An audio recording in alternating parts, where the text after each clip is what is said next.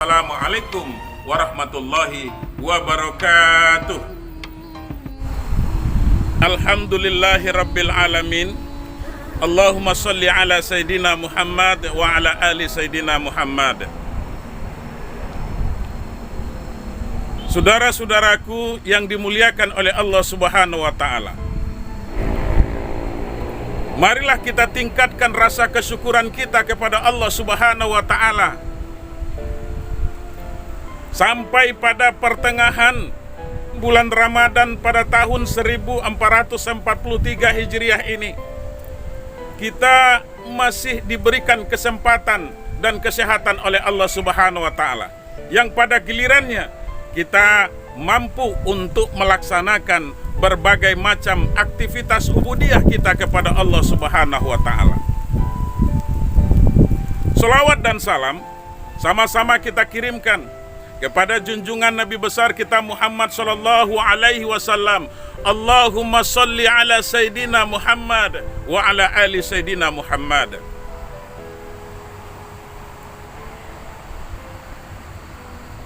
Pada pertemuan yang lalu kita sudah membahas 3 huruf dari kalimat takwa.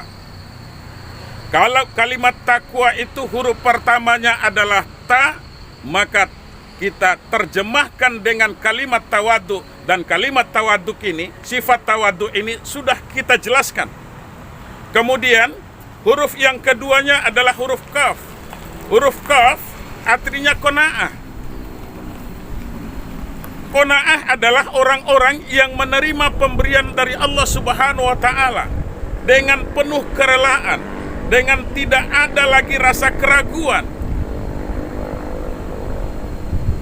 Dan kalimat dan huruf yang ketiga adalah huruf waw.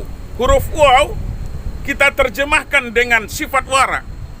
Orang yang warak paling tidaknya mereka menghindarkan diri dari hal-hal yang dilarang oleh Allah Subhanahu wa ta'ala, yang pada intinya mereka mampu berimtisalul awamir wajtinabun nawahi, mampu menjunjung tinggi perintah Allah dan meninggalkan yang dilarang oleh Allah Subhanahu wa ta'ala.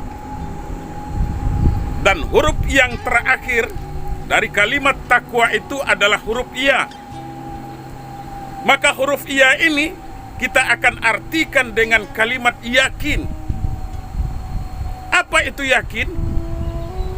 Kalimat yakin itu adalah sesuatu hal yang kita percaya dan tidak ada lagi keraguan, akan tetapi masih membutuhkan pembuktian dengan ilmu pengetahuan tentunya.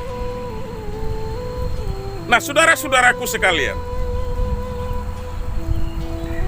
yakin itu juga sering juga diartikan dengan percaya, dimaknai dengan percaya, baik percaya kepada seseorang yang kita yakini kejujurannya, maupun percaya kepada Allah Subhanahu wa ta'ala, percaya kepada utusan-utusan Allah, percaya kepada rasul-rasul Allah, percaya kepada hari akhirat adanya. Nah, oleh karena itu saudara-saudaraku sekalian, maka keyakinan itu yang merupakan pokok pembahasan kita pada pertemuan kali ini, bahwa yakin sesuatu hal yang tidak ada keraguan, yang tidak ada lagi zonniyah, tidak ada syak di dalamnya. Kenapa? Karena memang kita meyakini, kita mempercayai dari sumber yang diyakini tentunya. Nah, oleh karena itu, saudara-saudaraku sekalian, kalau kita melihat al-yakin dari sisi pandangan ulama fuqaha, para ahli fikih umpamanya, mereka mengatakan bahwa keyakinan itu sangat dibutuhkan. Hampir 2/3 dari permasalahan fikih itu maka dibutuhkan keyakinan. Kenapa demikian? Karena sesuatu hal yang yakin untuk beribadah kepada Allah. Kita berikan satu contoh umpamanya. Ketika kita melaksanakan sholat yang sudah sesuai dengan syarat dan rukunnya, maka kita harus memiliki keyakinan bahwa sholat kita itu akan diterima oleh Allah Subhanahu wa ta'ala. Jangan ada keraguan, supaya tidak muncul husnuzon kepada Allah, supaya tidak muncul sangkaan yang buruk kepada Allah Subhanahu wa ta'ala. Makanya dibutuhkan satu keyakinan, terutama kepada Allah Subhanahu wa Ta'ala. Nah, oleh karena itu, kalau keyakinan di dalam ilmu fikih, satu contoh kita berikan ilustrasi. Ketika umpamanya seseorang itu yakin bahwasanya wuduknya telah batal, dia yakin kalau wuduknya sudah batal, tetapi dia masih ragu apakah dia sudah berwuduk penggantinya apa belum. Maka dalam hal ini dia wajib hukumnya untuk berwuduk kembali. Kenapa? Karena yang harus diyakini itu adalah batalnya wuduk tadi. Keraguan itu akan tertinggal. Karena apa? Karena adanya keyakinan.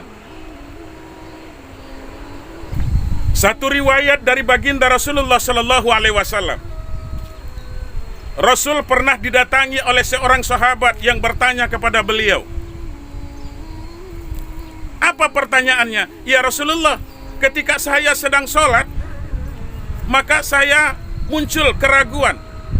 Apakah ada yang keluar dari perut saya ya Rasul? Yang dalam hal ini umpamanya yang keluar itu adalah katakanlah gas angin ataupun kentut umpamanya. Nah, di situ Rasul mengatakan, andaikan engkau mempunyai keyakinan bahwa ada sesuatu hal yang keluar dari perutmu yang dapat membatalkan uduk, akan tetapi kalau ini masih diragukan kebenarannya, maka ada dua hal yang harus kamu lakukan. Apa itu? Apabila kamu mendengar ada suara yang berbunyi atau ada bau yang muncul ketika hal itu terjadi. Nah, kalau memang umpamanya hanya sekedar zon saja, persangkaan saja, keraguan saja, maka sholat tidak boleh dibatalkan. Makanya keyakinan itu penting, bahwa yang kita yakini bahwa yang tidak keluar. Tetapi kalau ada bukti umpamanya secara empirik, ada yang bisa dibuktikan secara ilmu pengetahuan. Apa itu? Ada bunyi yang kita dengar ataupun ada bau yang kita cium, maka itu adalah bentuk pembuktian. Ketika ada pembuktian seperti itu, maka kita harus meyakini bahwa uduk kita telah batal ketika kita sedang melaksanakan ibadah sholat. Saudara-saudaraku sekalian, kemudian di dalam ilmu kalam, secara ilmu tauhid, bahwa yakin itu terbagi kepada 3 tingkatan. Hal ini sejalan dengan apa yang diungkapkan oleh Profesor Hamka. Buya Hamka juga mengkategorikan yakin itu kepada 3 tingkatan. Yang pertama adalah ilmu yakin. Kemudian tingkatan yang kedua adalah ainul yakin. Dan yang ketiga adalah hakul yakin. Apa ilmu yakin? Ilmu yakin adalah sesuatu hal yang kita percaya tetapi masih butuh pembuktian. Kita percaya terhadap informasi dari orang-orang yang kita yakini jujur. Kita berikan satu analogi umpamanya. Ketika kita masih kecil, dulu orang tua kita mengatakan bahwa api itu panas dan bisa membakar. Kita baru hanya sekedar mendengarkan informasi dan itu kita yakini. Maka itu dikatakan dengan ilmu yakin. Kemudian setelah umpamanya kita melihat seseorang yang dekat dengan api, kemudian dia terbakar dan dia merintih kesakitan, maka itu dikatakan ainul yakin. Kenapa demikian? Karena ada pembuktian dari informasi bahwa api itu membakar, kemudian dirasakan, dilihat umpamanya, dan kemudian ada seseorang itu merasa kesakitan dengan dibakar oleh api itu, maka itu dikatakan dengan ainul yakin. Pada tingkatan yang lebih tinggi apa? Tingkatan yang lebih tinggi hakul yakin. Dari contoh yang sama, kita memperoleh informasi dari orang yang jujur, kemudian kita percaya terhadap informasi itu.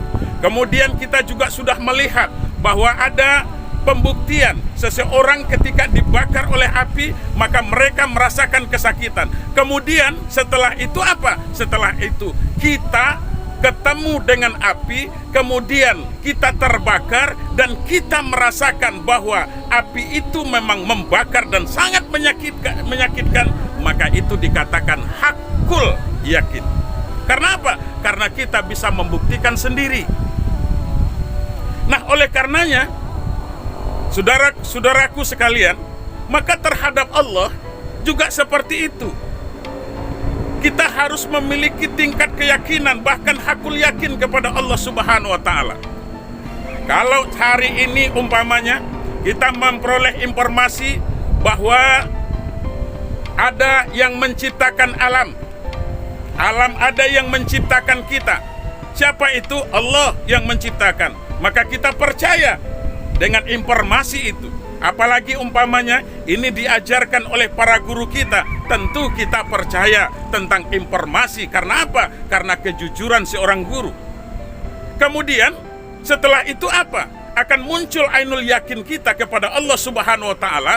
Kenapa? Karena kita bisa membuktikan, melihat alam ini, tempat kita berada ini tidak akan mungkin ada sendirinya kalau tidak ada yang menciptakan. Siapa yang menciptakan? Adalah Allah. Nah, kemudian